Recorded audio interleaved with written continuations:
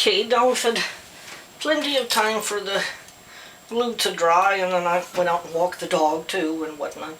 So, can continue with our wreath adventure, and so as I said, we have 3 here. And now, I shall add a couple of these little dried roses. You talk about found material. These weren't exactly found, but I was given a very lovely rose, a potted rose, for my birthday. And I put it in a very lovely pot. Excuse me, look at this being uncooperative. Okay, now, and for some reason my cat loves to wee in that pot. Just that one, not any of the others, but so she weed on the rose plant, and so I cut off the flowers and dried them because I figured that this was mostly the soil she weed on, but it had probably killed the poor plant, so I thought I might as well save the roses. Although as it turns out, I was able to save the plant too, and it's now growing outside on my balcony. And has been left in peace by the kitty because it's not in the pot. Pitch that. So I don't know what it is about that particular pot, but here's another rose. Clearly there's some issue that Miss Isabel has with it, so probably best not to put any living plants in it, at least. Maybe a plastic one that'll survive the wee experience. Okay. And those look very sweet down there. But,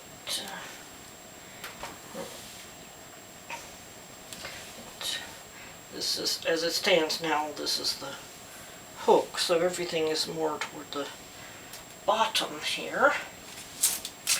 And what else do I have? A few more rose buds. Snip here. And here. Oh, here's another nice big one. Didn't realize I had that. So, and here we have our odd numbers, our 3. So we have a threesome, and here's a threesome plus 2 more makes it 5. So odd numbers all the way around. It's not a rule or requirement, it's just like a super handy little rule of thumb. So, not something you have to do if you don't want to, but it helps if you're wanting a good result to have some of these little handy dandy rules that can guide you along a little bit. Okay, you go there. This one wasn't completely open. I dried it, so it's a bit smaller. You know it's from the same plant. Ouch. I can testify that the hot glue is hot. And speaking from personal experience here. Okay. Push you down in place, and then we have the third, final. There, I can nestle it right here. It's another handy rule of thumb if you have different sizes. Put the large one in the middle, and then group the smaller ones around it. Or, I mean, you can do things like smallest to largest and that kind of thing, but just, you know, tends to work out very nicely this way. And now the wreath and the dried flowers are starting to look very nice. Oops, I've got a few stringies here to get rid of. And also have some of this, which is, not sure what it's called, but anyway, it's fairly coarse. And I might try adding some of it and see if this comes apart a little better. Now, there we go. So,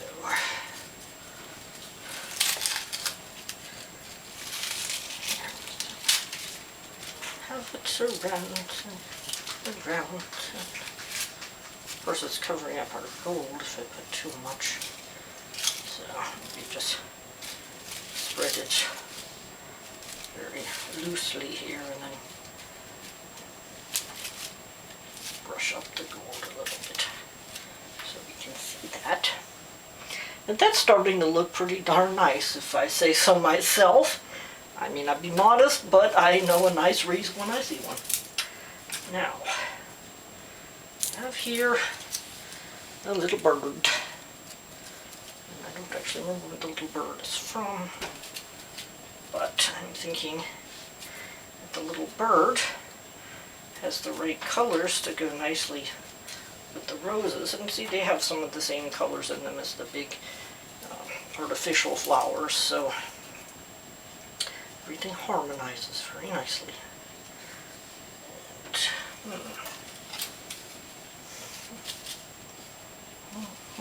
wait, I don't want the birdie to fly away. This looks like a hummingbird, although these aren't the kind of flowers that a hummingbird would most be interested in. They like the trumpet kind of flowers, but then again, this is an artificial hummingbird, so it can like any flowers it wants. Oh.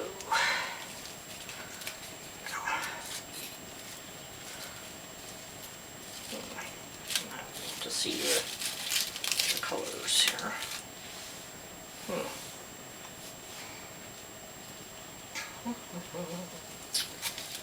Yes.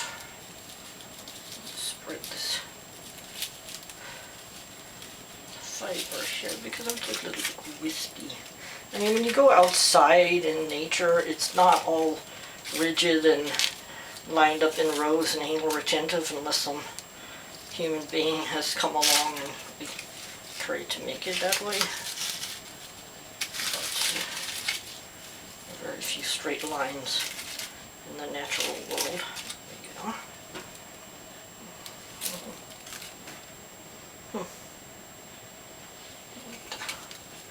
I haven't glued the bird down right now. It's just in place with a bit of wire, so I can move it about if I change my mind.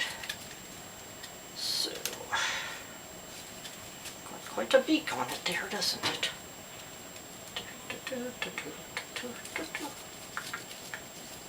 Yes.